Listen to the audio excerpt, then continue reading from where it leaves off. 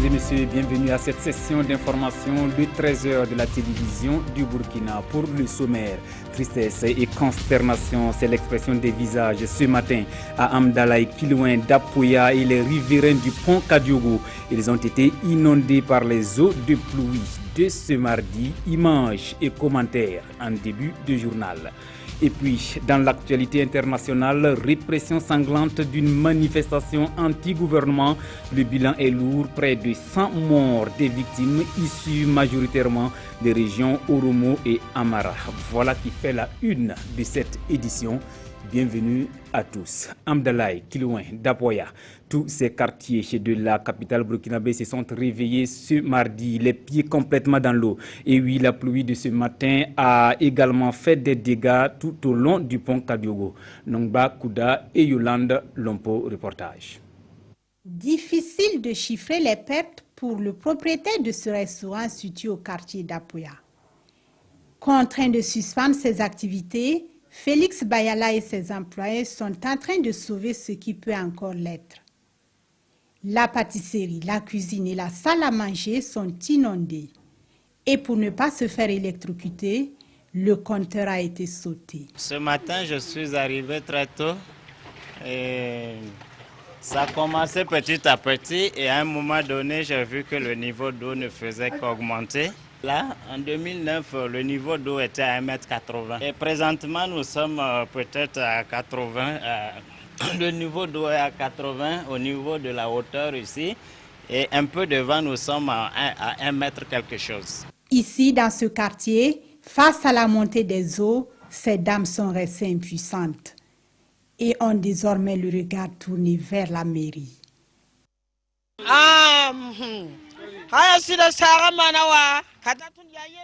Voyez vous-même les dégâts. Nous lançons un cri de cœur à la mairie afin qu'elle nous aide à curer le canal.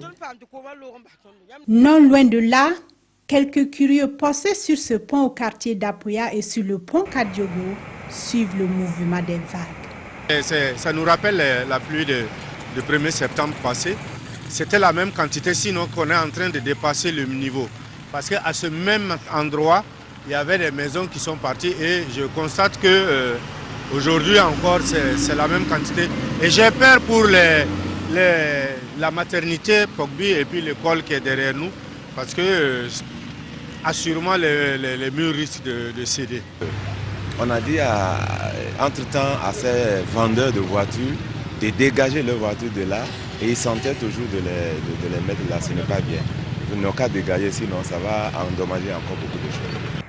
De Kilouin en passant par Amdalaï, les voies sont impraticables. Et même ce marché n'a pas échappé à la furie des eaux.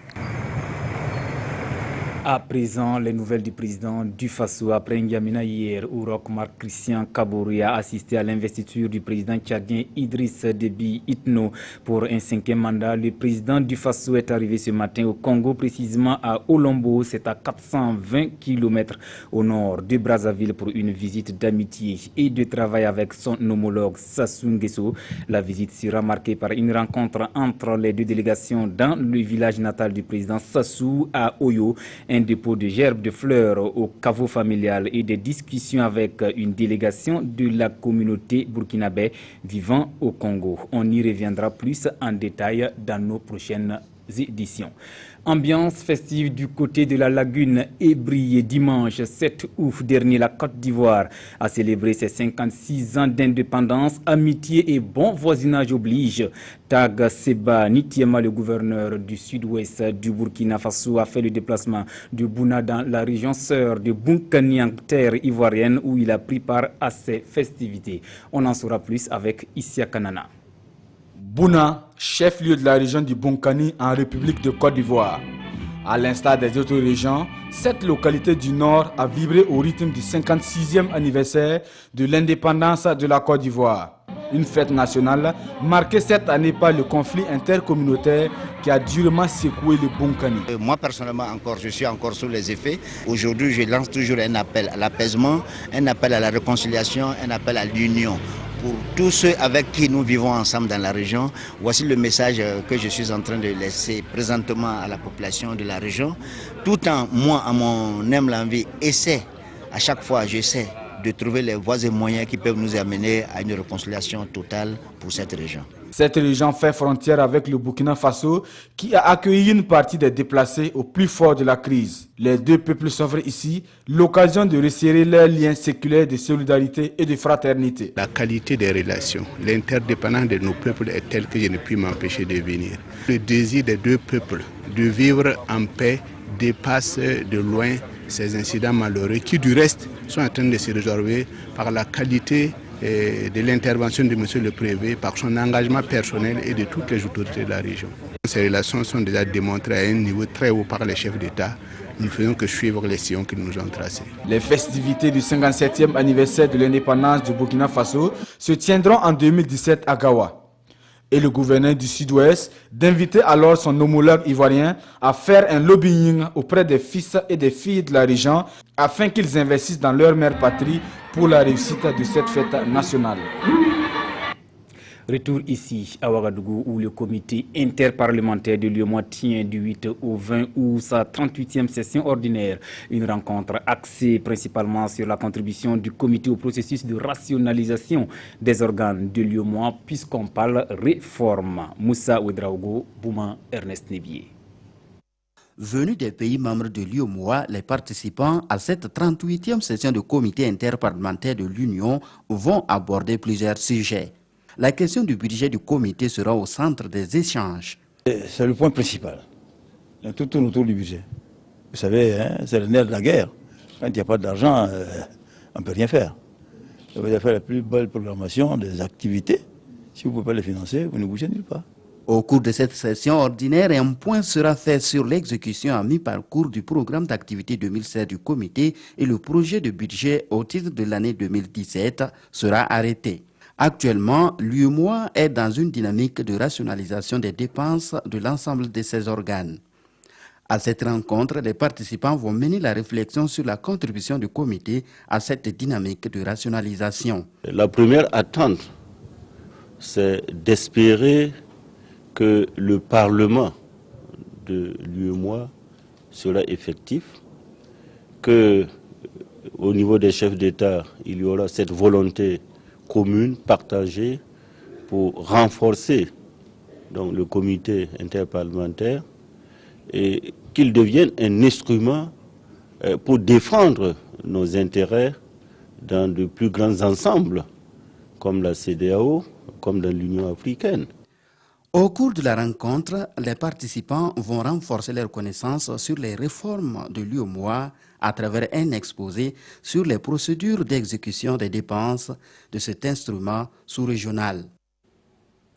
Paix et leadership, voilà ce qu'il faut à l'humanité pour un monde meilleur. C'est en tout cas la conviction des membres du groupe parlementaire des 28 pays de l'Afrique de l'Ouest et du Centre. Ils sont à Ouagadougou depuis hier pour trouver ensemble les solutions appropriées aux maux qui minent le développement de l'Afrique. Le compte rendu de Jean-Eudes Bayala et Monkundabiri. 28 pays, 280 acteurs, un objectif. Rechercher les solutions innovantes aux entraves à la paix. Pour les organisateurs, l'humanité doit embrasser les valeurs universelles au-delà des considérations raciales et idéologiques. Et à cette conférence internationale, les leaders se penchent sur les menaces au développement humain. Au nom de ces défis qui feront l'objet des travaux et des communications, figure en bonne place le changement climatique, qui constitue aujourd'hui une menace pour la paix et la sécurité, les conflits humains et particulièrement aujourd'hui la montée galopante du terrorisme, de l'extrémisme et de toute forme, disons, d'incompréhension, de tolérance. La paix émane d'une bonne gouvernance. Et pour la promouvoir, la Fédération pour la paix veut mettre à contribution les parlementaires de l'Afrique de l'Ouest et de l'Afrique centrale, mais aussi des personnalités de la société civile. La paix, c'est le développement. Et c'est pour ça que nous sommes très heureux d'être ici, au pays de l'homme intègre, pour parler de paix.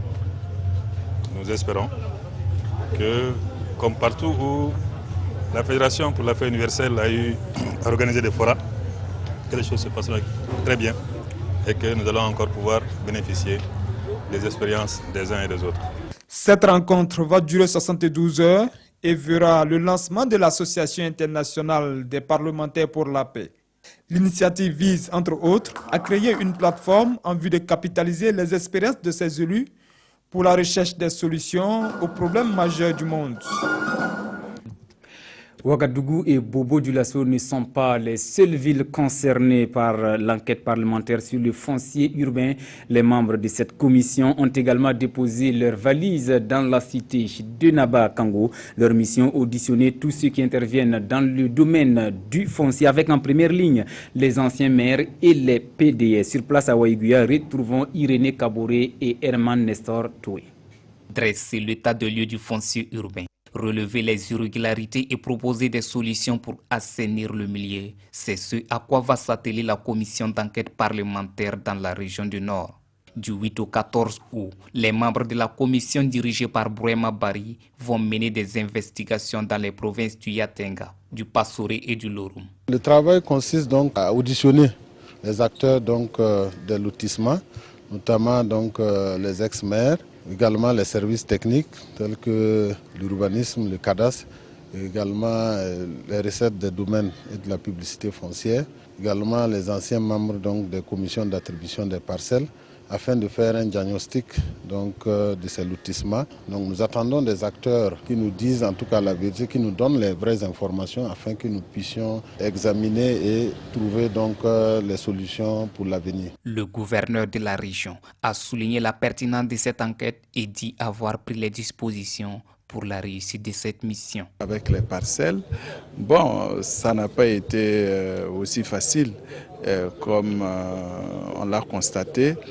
dans certaines communes. Cette enquête parlementaire va sans doute mettre à nu les problèmes qui ont émaillé surtout les attributions des parcelles et ce qui est intéressant, ce sont les solutions qui seront proposées. À l'issue de ces différentes enquêtes, la commission devra déposer un rapport en mi-septembre assorti des propositions de loi en vue d'assainir le milieu foncier pour le bonheur du peuple burkinabé. Actualité hors de chez nous, bain de sang en Éthiopie. La manifestation anti-gouvernement du week-end dernier a été sévèrement réprimée. Le bilan dressé par Amnesty International fait état de 100 morts. Suivons. La répression des manifestations de ce week-end en Éthiopie a fait près d'une centaine de morts. Ce décompte a été rendu public par l'organisation de défense des droits de l'homme Amnesty International. Le gouvernement éthiopien n'a lui donné aucun bilan. Des dizaines de manifestations étaient organisées à l'appel des groupes d'opposition Oromo et Amhara. Les deux principales ethnies du pays s'estiment l'une et l'autre lésées par les Tigréens, les Éthiopiens issus du nord du pays qui monopolisent le pouvoir. Le Premier ministre éthiopien avait interdit la tenue des manifestations et autorisé la police à utiliser tous les moyens pour empêcher les rassemblements. Amnesty International accuse la police éthiopienne d'avoir dans certaines régions tiré à balles réelles sur des manifestants pacifiques. Encore des faux billets aux Jeux Olympiques pour Rio 2016. Ce réseau de trafic de tickets d'entrée a été démantelé. Lundi, la police brésilienne a mis la main sur une vingtaine de personnes. Le cerveau présumé, un Irlandais, patron d'un site internet britannique spécialisé dans les événements sportifs, serait actuellement en détention. Paris truqué, vente de faux billets. Tous les 4 ans, les Jeux Olympiques génèrent une économie parallèle très florissante. Lundi, la police de Rio a révélé avoir arrêté une vingtaine de personnes suspectées de participer à un trafic de billets. Le cerveau présumé est aussi en détention. Il s'agit d'un Irlandais. C'est l'un des responsables d'un site internet britannique spécialisé dans les événements sportifs. La police a retrouvé sur lui de faux tickets. Ces tickets ont été vendus via un site internet. Donc nous pensons que ces billets étaient déjà vendus, explique cet enquêteur. Lorsque nous avons saisi ces billets, les tickets étaient déjà dans des enveloppes prêtes à être envoyées au destinataire. Au total, plus de 780 billets ont été saisis. Certains étaient manifestement des faux. Pour la cérémonie d'ouverture des JO, ces billets se sont vendus jusqu'à 8 000 $ l'unité. Ce trafic aurait généré plus de 2 millions d'euros de bénéfices selon la presse brésilienne. On referme cette édition avec la revue de presse à la une des parutions ce mardi, la conférence de presse animée hier par le MPP, le Bureau politique national du mouvement du peuple pour le progrès. Revue de presse signée Abdul Rasmane Zongo. Le MPP n'est pas une camisole de force, martèle dans les colonnes du journal Notre Temps, le deuxième vice-président du parti Simon Compaoré, à l'endroit de tous ceux qui se sentent à l'étroit. Aussi, ajoute-t-il, les cas d'indiscipline au sein du MPP seront sanctionnés, comme pour avertir les militants hors la loi. Et tout le monde, enfin presque, en prend pour ses grades, constate le pays, à l'instar d'Ablassé Ouedraogo, auquel Simon Compaoré répond. Quand on sort affaibli d'un combat, on doit avoir l'humilité de faire profil bas. Cette réponse fait suite à l'intention ou au désir du président du parti Le Faso Autrement de rallier l'opposition et Simon Compaoré de s'étonner. Moi, je ne savais même pas qu'il n'était pas océphobe. Morceau choisi par l'Observateur à sa manchette du jour, le passage à la Ve République, où Simon Compaoré tente de dissiper les inquiétudes des sceptiques en affirmant, je cite, « Nous n'avons pas d'agenda caché ».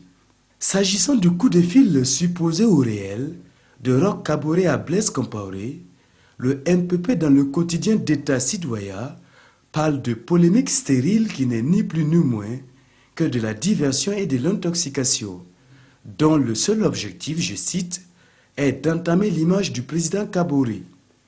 Ce point de presse du MPP, objet de toutes les attentions par la presse, est résumé en une seule phrase par le quotidien Bobolais.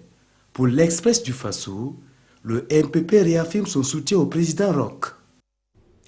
Mesdames et messieurs, c'était là notre version de l'actualité de cette mi-journée. Merci de l'avoir suivi. À bientôt.